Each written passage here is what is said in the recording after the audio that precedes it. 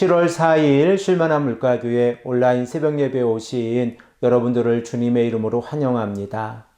오늘 우리들은 이사야서 47장 12절에서 15절의 말씀을 근거해서 하나님의 주권을 인정하는 삶이라는 제목을 가지고 함께 하나님의 말씀을 생각해 보겠습니다. 바벨론이 악을 의지하면서 우상을 섬기고 있었을 때에 하나님께서는 동방에서 일으키신 페르시아의 왕 고레스를 통하여 바벨론을 심판하시겠다라고 말씀을 하고 있습니다. 우리들은 바벨론이 심판을 받는 이유를 두 가지로 정리를 해보았는데, 첫 번째로 비록 이스라엘의 백성들이 하나님의 심판 가운데에서 바벨론의 포로 생활을 하고 있지만 바벨론이 이스라엘의 백성들에게 긍휼을 베풀지 아니한 이유 때문에 바벨론은 심판을 받게 될 것입니다. 그리고 두 번째로 바벨론은 악을 의지하면서 우상을 섬기고 있었기에 하나님의 심판의 대상이 되어지고 있었습니다. 그러므로 바벨론은 공주와 같은 삶을 살아가고 있었는데 그들은 자신들의 신분의 변화를 느끼게 되어집니다. 노예 계급 가운데서 가장 낮은 계급이 일을 하는 맷돌을 돌리는 일을 하게 되어질 것이고, 그리고 공주의 이 신분을 상징하고 있는 너울과 치마를 벗어버리고 그리고 하체를 드러내고 하천에서 일을 하게 될 것이다 라고 하나님께서는 말씀을 하고 있습니다. 그럼에도 불구하고 바벨론이 악을 행하면서 우상을 섬기고 있었을 때에 하나님께서는 바벨론을 향하여 심판의 메시지를 전하고 계십니다. 우리 다 함께 본문 12절에서 13절의 말씀을 한 목소리로 읽겠습니다. 이제 너는 젊어서부터 힘쓰던 주문과 많은 주술을 가지고 맞서보라. 혹시 유익을 얻을 수 있을는지, 혹시 놀라게 할 수 있을는지. 내가 많은 계략으로 말미암아 피곤하게 되었도다. 하늘을 살피는 자와 별을 보는 자와 초하룻 날에 예고하는 자들에게 일어나 내게 임할 그 일에서 너를 구원하게 하여 보라.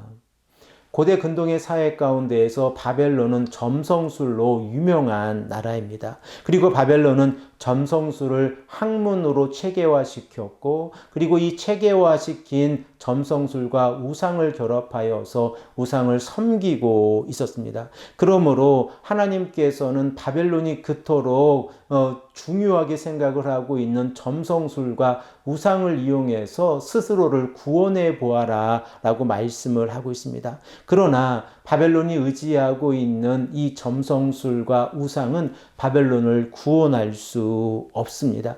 그래서 바벨론은 하나님 앞에서 심판을 받게 될 것인데, 그들이 하나님 앞에서 심판을 받는 모습을 우리가 생각을 해보면 활활 타오르는 이 불 속에서 촉에 곧 아주 하찮은 사물에 불과한 모습으로 타버리는 모습을 우리가 생각해 볼 수 있습니다. 우리 다 함께 본문 14절의 말씀을 한 목소리로 읽겠습니다.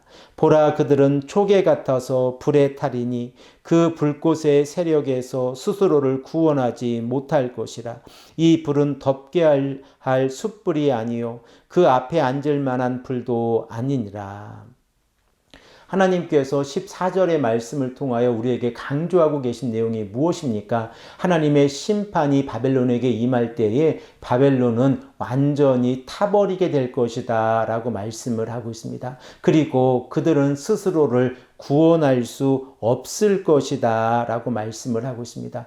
그 이유를 생각을 해보면 하나님의 심판의 불이 숯불이나 그리고 모닥불 같아서 그들이 그 불을 쬐를 수 있는 불이 아니라 활활 타오르는 용광로와 같은 불이기 때문에 그렇습니다. 그러므로 바벨론은 스스로를 구원할 수 없습니다. 이렇게 바벨론이 스스로를 구원할 수 없을 때에 15절의 말씀을 보면 그들은 어릴 적부터 함께 장사를 했던 사람들을 의지하려고 합니다. 그러나 그들도 바벨론을 구원할 수가 없습니다.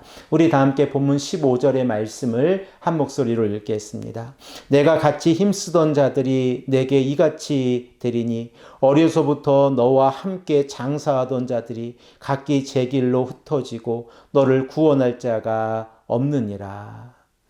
하나님께서는 지속적으로 바벨론이 스스로를 구원할 수 없음을 강조하고 계십니다. 그 이유가 무엇입니까? 오직 구원자는 창조주 하나님, 유일하신 하나님이시기 때문에 그렇습니다. 그러므로 바벨론이 점성술을 이용해서 우상을 섬기고 그리고 자신들과 어릴 적부터 함께했던 장사하는 사람들을 의지하려고 했다고 할지라도 그들은 구원을 받을 수가 없습니다. 오직 하나님의 심판에 놓여 있다는 사실을 우리들은 깨닫게 되어집니다. 사랑하는 성도 여러분, 우리가 바벨론이 이 무너져가는 모습을 생각을 해보면서 하나님 앞에서 사회적인 약자들을 향하여 긍휼을 베풀지 아니하고 악을 행하면서 우상을 섬기는 모습이 하나님의 심판의 대상이 되어진다는 사실을 깨닫게 되어집니다. 결과적으로 구원은 여호와 하나님의 절대적인 주권이라는 사실을 우리가 깨닫게 되어지면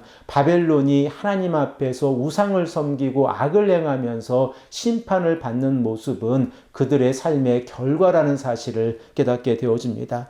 오늘 우리가 이 아침에 간절히 기도할 때에 구원은 오직 하나님의 절대 주권이라는 사실을 깨닫고 우리의 신앙 가운데에서 바벨론과 같은 모습이 있지 아니한지 다시 한번 우리들의 삶을 되돌아보기를 원합니다. 오직 하나님을 의지하고 말씀에 순종하고 하나님의 말씀에 순종하여 우리들이 살아가는 삶, 곧 기도하고 하나님을 예배하는 삶을 살아가는 자들을 하나님께서 구원해 주십니다. 이 은혜를 우리가 경험하며 나아가기를 소망합니다. 함께 기도드리겠습니다.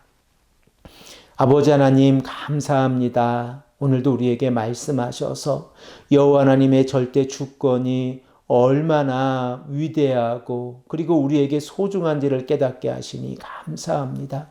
아버지 하나님, 바벨론이 자신들이 의지하고 있는 우상과 그리고 함께 장사를 했던 사람들을 의지하려고 했을 때에 그들은 스스로를 구원할 수가 없었습니다. 아버지 하나님, 우리들의 삶 가운데에서도 이러한 모습이 있지 아니한지 다시 한번 회개하고 하나님을 의지할 수 있도록 인도하여 주시옵소서. 감사드리오며 사랑이 많으신 예수 그리스도의 이름으로 간절히 기도합니다. 아멘.